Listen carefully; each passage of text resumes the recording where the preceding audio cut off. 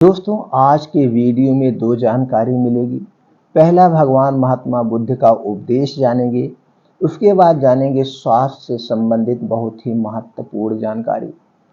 एक दिन गौतम बुद्ध अपने शिष्यों के साथ भ्रमण कर रहे थे। तभी एक शिष्य ने पूछा, सच्ची मेहनत की क्या परिभाषा है? क्या आप मेरी इस जिज्ञासा का समाधान करेंगे? भगवान महात्मा बुद्ध ने कहा, अवश्य अवश्य, क्यों नहीं वश। आइए तुम्हें सुनाते हैं एक कथा। इससे स्वयं मेहनत की परिभाषा जान जाओगे। कहते हुए बुद्ध ने एक कथा प्रारंभ की। किसी गांव में एक किसान रहता था। उसकी थोड़ी सी खेती बाड़ी थी। उससे उसे जो कुछ मिल जाता, उसी से वह अपनी गृहस्थी की गुजर बसर कर लेता था। कभी किसी के आगे हाथ नहीं फैलाता था। संयोग से उस किसान का एक बैल मर गया। बेचारा बड़ी परेशानी में पड़ गया। खेत को बोना जरूरी था, पर बोए कैसे? बैल तो एक ही रह गया था। उसने बहुत सोचने विचारने के पश्चात एक फैसला किया।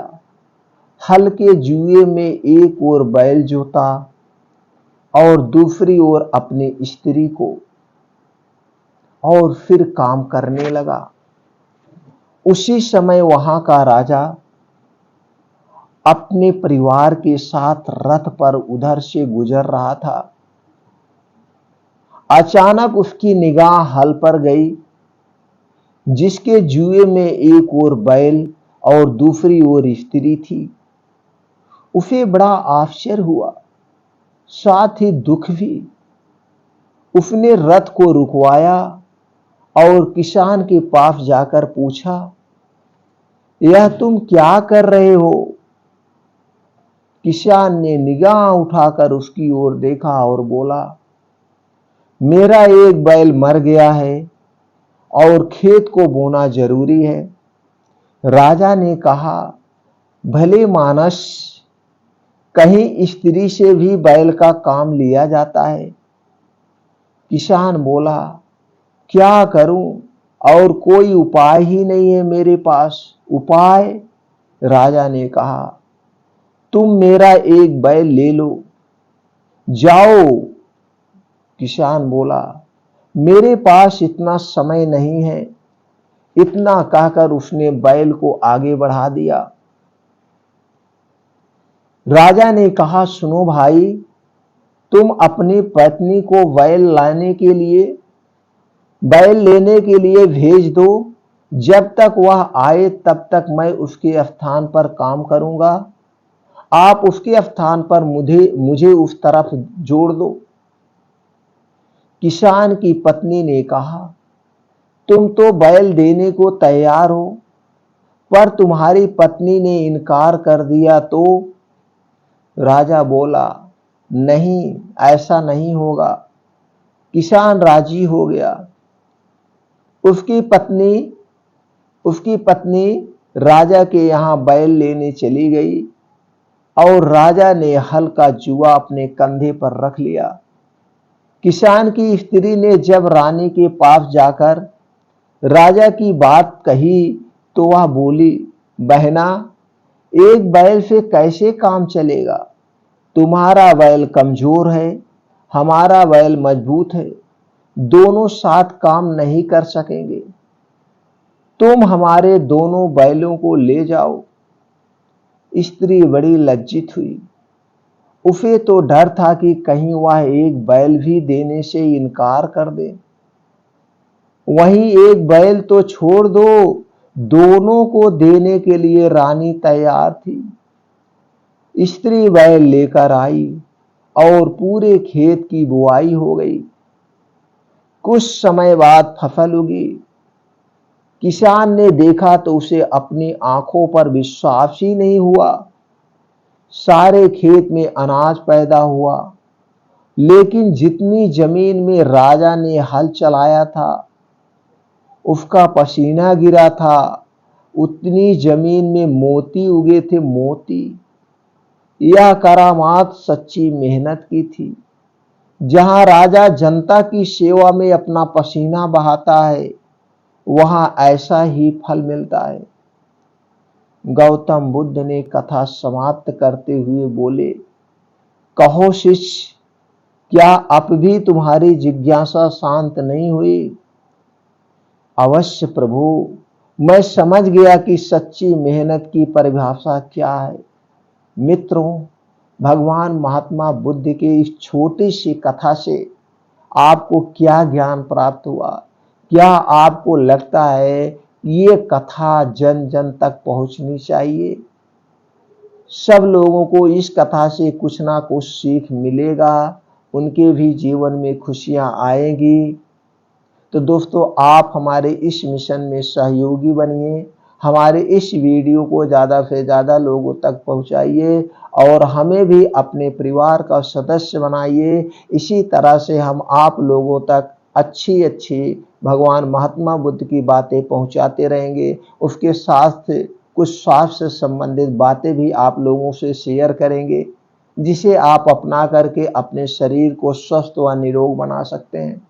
तो चलिए मित्रों, अब जानते हैं स्वास्थ्य से संबंधित बहुत ही महत्वपूर्ण जानकारी। Malaria, typhoid, chikungunya, dengue, swine flu जैसे बुखार को हम घर पर कैसे दूर करें? तो दोस्तों, इसके लिए आपको जानना होगा ये बुखार होते कितने प्रकार के हैं और ये कैसे होते हैं। जैसे दोस्तों, कुछ बुखार है स्वाइन फ्लू, डेंगू, ये एक वायरस है, एक दूसरे के माध्यम से हमारे शरीर में प्रवेश करते हैं। कुछ मच्छर की वजह से स्वाइन फ्लू है, जैसे शुगर है, कुछ उसकी वजह से हमारे शरीर में प्रवेश करते हैं। तो ये प्रवेश कब करते हैं? तो हमें इसके लिए कुछ सावधानियां होती हैं। तो सावधानी अगर हम बरतते हैं तो हमें इनसे बचे रह सकते हैं। इसमें सिर्फ आपको सावधानी, आपको मच्छरदानी का प्रयोग करना है, कुछ ऐसे चीज़ों का प्रयोग करना है जिससे आपको मच्छर ना काट पाए। या जहाँ पे शुगर वगैरह है तो स्वाइन फ्लू उनके माध्यम से फैलता है, तो वहाँ से हमें दूरी बनाना चाहिए। ऊपर से आपके शरीर में दोस्तों एक रोग प्रतिरोधक क्षमता होती है, रोग प्रतिरोध क्षमता। तो आप अपने शरीर की रोग प्रतिरोधक क्षमता बढ़ाएं। इसके लिए आपको कुछ दोस्तों हरी साग सब्जियां लेना होगा, कुछ ऐसे अंकुरित बीन्स लेना होगा। अपना जो है डाइट दोस्तों, वो दोस्तों हेल्थी डाइट लेना होगा। इससे आपके शरीर की रोग प्रतिरोधक क्षमता बढ़ेगी। तो जब आपके शरीर की रोग प्रतिरोधक क्षमता बढ़ेगी तो ये सारे छोटे मोटे वायरस अटैक नहीं कर पाएंगे। ये हो गया। दूसरा दोस्तों, कुछ वायरल फीवर होता है। जैसे जब मौसम चेंज होता है, मौसम चेंजिंग के समय हमें अगर कुछ सावधानियां नहीं बरतें, जैसे हम प्रकृति के विपरीत कुछ खा लिए, यानी मौसम चेंज हो रहा है, जैसे गर्मी के मौसम के बाद ठंडी आ रहा है, तो कुछ ऐसे समय पे हम खा लेते हैं, बिना समय हम खा लेते, तो क्या होगा, शरीर का टेम्परेचर इधर उधर हो जाता है। तो शरीर का टेम्परेचर 1-2 पॉइंट जब इधर उधर हो जाएगा तो भी हमको फीवर हो जाता है।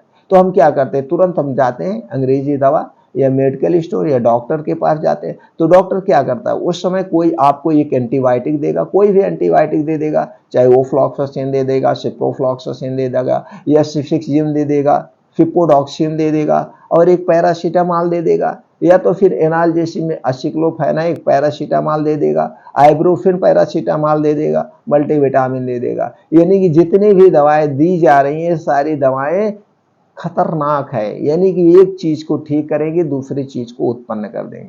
तो दोस्तों, आप दवा लेके आते हैं, उसे खाते हैं और आप ठीक हो जाते हैं। तो ये चीजों इससे फीवर होता है। और कुछ दोस्तों, कब जब आपके शरीर में कुछ फीवर ऐसे होते हैं, ये शरीर में कोई बीमारी उत्पन्न हो रही है उसके लक्षणों को प्रकट करते हैं। जैसे आपके शरीर में कहीं गांठ बन रही, अंदरूनी गांठ बन रही जिसे आप नहीं देख पा रहे हैं, जैसे आपके लंग्स में गांठ बन रही है, ब्रेन में गांठ बन रही है, और ये गांठ जब बनना शुरू होती है तो भी आपके फीवर के सिम्टम्स आते हैं।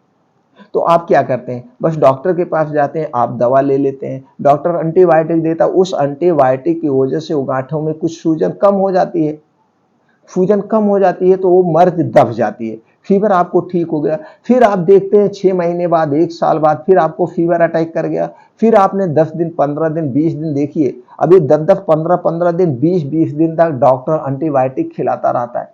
तो आपने फिर खाया, वो मर्ज दब गई, फिर वो गांठ दब गई। ऐसे दबते दबते आप बार बार जाते रहे, जब आपको बार बार फीवर होने लगा और उधर से वो मर्ज क्या है, वो बीमारी फैलती ही जा रही। तो जब बीमारी बहुत ज्यादा फैल गई तो दूसरा रूप ले लेती है, तब आप बड़े हॉस्पिटल पहुंचते हैं, बड़े अच्छे डॉक्टर के पास पहुंचते हैं। तो डॉक्टर जांच करवाता है और उस जांच में निकलता क्या है कि आपको कैंसर की शुरुआत हो गई है, ये शुरुआत हो गई। और उस कंडीशन में फिर क्या होता है, आप वापिस नहीं आ पाते हैं।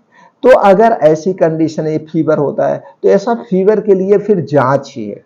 जांच होने के बाद जिस मर्ज की वजह से फीवर हो रहा है उस मर्ज में दिया जाता है। और कुछ फीवर होते हैं दोस्तों गैस्ट्राइटिस, एसिडिटी की वजह से कभी कभी आपके शरीर का टेम्परेचर बढ़ जाता है, गैस की वजह से शरीर का टेम्परेचर बढ़ जाता है, तो ये खाने पीने से होता है। तो कुछ ऐसी चीजें हैं, इसको आपको ध्यान देना होगा, इसको आपको खुद जागरूक रहना पड़ेगा, हमें क्या खाना है क्या नहीं खाना है, ये सारी प्रक्रिया आपको खुद अपनाना होगा, ये प्रक्रियाएं अपनाना हो। क्योंकि टोटल खान पान की वजह से ही आपके शरीर का टेम्परेचर अप डाउन होता है, तभी आपको फीवर होता है, अन्यथा फीवर ओवर कुछ नहीं होता है। तो इसके लिए आपको ध्यान देना होगा, जब मौसम चेंज हो जाए तो आप कोई भी ठंडी वस्तु मत लीजिए, शाम के सूर्य डूबने के बाद कोई भी ठंडी वस्तु मत लीजिए। वैसे हमें ठंडी वस्तु खाना ही नहीं चाहिए। कुछ तली भुनी चीजें हैं जो हमारे शरीर की रोग प्रतिरोधक क्षमता को वीक कर देती है, उसे आप मत लीजिए। तली भुनी चीजों का कम से कम प्रयोग करिए। और मौसम जब चेंज होने लगे तो उस समय आप गुनगुने पानी का प्रयोग करिए, ये सारी चीजें अपनाइए। और इस समय जो बाहर की चीजें हैं दोस्तों, वैसे बाहर की चीजें जितनी चीजें हैं वो चीजें हमारे लिए सेफ सुरक्षित नहीं है। तो प्रयास ये करिए, आप हरी साग सब्जियां खूब खाइए, मल्टीग्रेन आटे का प्रयोग करिए, मिक्स दाल का प्रयोग करिए, अंकुरित बीज का प्रयोग करिए और ताजे फल का सेवन करिए। अपने जो बजट है उस हिसाब से कुछ फल फूल दोस्तों गांव में ऐसे पाए जाते हैं, उनका आप सेवन करिए। तो इस ज़्यादा से ज़्यादा ये चीज़ें खाइए और प्रयास करिए दोस्तों, जो है ज़्यादा से ज़्यादा आपका खाना सात्विक होना चाहिए, सात्विक। और आपका 70% खाना जो है क्या होना, सजीव होना चाहिए, सजीव खाना। 20% हमेशा आप अपने पेट को खाली रखिए, 10% आपका जो है निर्जीव आप खा सकते हैं। निर्जीव में क्या है, जो ये सजीव चीज़ें हैं इसको जब हम प्रोसीजर करते हैं, जैसे जैसे हो गया गाजर को हम ऐसे खा रहे हैं तो ये सजीव में आ गई। अब गाजर को हम दूसरे प्रोसीजर से खाएंगे तो उसमें दोस्तों निर्जीव हो गई। आलू हम ऐसे खा रहे हैं तो सजीव में आ रहा है सब्जी बना के। अगर आलू का हम चिप्स कर लिए तो तेल में छाना जा रहा है जो कि नुकसान करेगा और ये निर्जीव हो गया, इसके जो पोषक तत्व हैं वो नहीं मिल पाएंगे आपको। तो सजीव वस्तुएं खाने का प्रयास करिए और ज्यादा से ज्यादा आप दोस्तों अपने खाने में हरी साग सब्जियां शामिल, इनका प्रयोग करके आप अपने शरीर की रोग प्रतिरोधक क्षमता बढ़ाइए। तो दोस्तों चाहे वायरल फीवर हो चाहे कोई फीवर हो, जब आपको मौसम चेंज हो, जैसे जुकाम शुरू हो गया, बुखार शुरू हो गया, तो घर में कुछ आपके अगल बगल ऐसी चीजें पाई जाती है, पहले आप इससे ठीक करिए। आप गांव में पहले देखिए, बुजुर्ग देखिए, आप भी जिसके घर में दादा दादी होंगे वो देखिए पहले घरेलू नुस्खे करते हैं। उनको जुकाम बुखार हो गया तो नमक चीनी पानी का पहले नमक पानी का गरारा करने लगते हैं, काढ़ा बना के पी लेते हैं, ये सब चीजें करते हैं। तो आप भी ये चीजें करके ठीक कर सकते हैं। कोई जरूरी नहीं आप तुरंत मेडिसिन ही ले लीजिए। मेडिसिन लेना ही है तो एनाल्जेसिक ले लीजिए, कोई पैरासीटामॉल एक खा लीजिए। बस ऐसे दर्द की गोली खाने का प्रयास मत करिए, वरना आपके आंतों को बीमार बना देती है। तो चलिए दोस्तों, कुछ उपाय है आप जो कि फीवर को ठीक कर सकते हैं, सभी प्रकार के फीवर को। और जो पिछले साल एक कोरोना आया, कोरोना में कितने लोग जो जागरूक लोग थे वो सब आयुर्वेद अपना करके ही अपने आप को सुरक्षित रखे, अपने परिवार को सुरक्षित रखने। और सबसे ज्यादा सेल आयुर्वेद का हुआ, सबको विश्वास हो गया उस समय आयुर्वेद में कितनी शक्ति होती है। बहुत शक्ति है दोस्तों, बहुत शक्ति है और सेफ और सुरक्षित भी है। तो कुछ चीजें हैं जो आप अपना सकते हैं, सेफ भी है, सुरक्षित है। अगर आपको कभी फीवर हो, वायरल फीवर हो या ऐसा कोई फ्लू लग रहा है, जुकाम बुखार कोई भी फीवर हो, सब फीवर में ये चीजें काम करेगी। चलिए हम जान लेते हैं। तुलसी के पत्ते लेना है 20, नीम की 20 पत्ते लेना है, गिलोय 1 चम्मच, सौंठ 1 चम्मच लेना है, छोटी पीपर 6 से 7 टुकड़ा, छोटी पीपर का टुकड़ा लेना है 6 से 7। इस सबको मिला करके आप 1 गिलास पानी में से अच्छा से उबाल के काढ़ा बना लीजिए। जब पानी आधा रह जाए इसी काढ़े को तीनों टाइम पीना है, सुबह दोपहर शाम। कैसा भी फीवर है 2 ही खुराक में ठीक हो जाएगा, लेकिन आपको इसे 3 से 4 दिन तक लेना है अस्थायी रूप से ठीक होने के लिए। अगर बहुत पुराना फीवर है आपका दोस्तों, तो आप इसे 1 आध हफ्ते 10 दिन ले सकते हैं, इसको भी ले सकते हैं। और दोस्तों मार्केट में एक बना बनाया टैबलेट आता है, उसका चूर्ण भी आता है, जिसे हम महाफुदर्फन टैबलेट कहते हैं, महाफुदर्फन चूर्ण कहते हैं, इसे आप ले सकते हैं। अगर आप महाफुदर्फन चूर्ण ले रहे हैं तो दोस्तों 1-1 चम्मच सुबह शाम लेंगे गुनगुना पानी के साथ।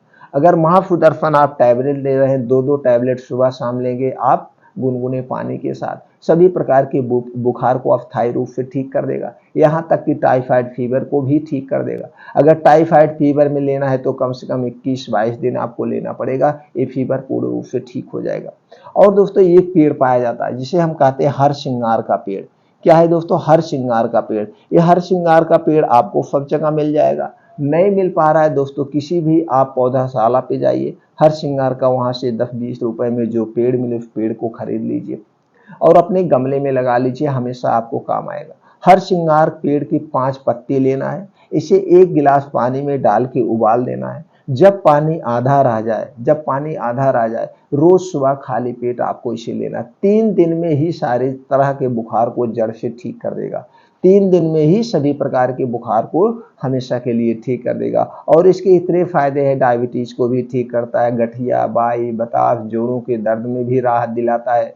सभी चीजों में बहुत ही फायदेमंद चीज है। दोस्तों अगर आपको टाइफाइड फीवर हो गया तो आपको 1 हफ्ते लेना पड़ेगा, और बहुत पुराना टाइफाइड है तो 21 दिन में सभी बुखार को जड़ से नष्ट कर देगा। चाहे जो है स्वाइन फ्लू है, चिकनगुनिया, डेंगू, सारे बुखार, अगर आपके शरीर में प्लेटलेट्स कम हो गया वो भी बढ़ा देगा 21 दिन तक, इससे ज्यादा नहीं लेना पड़ेगा आपको। तो दोस्तों ये कुछ उपाय हैं जिसे अपना करके अपने बुखार को घर पे ही ठीक कर सकते हैं।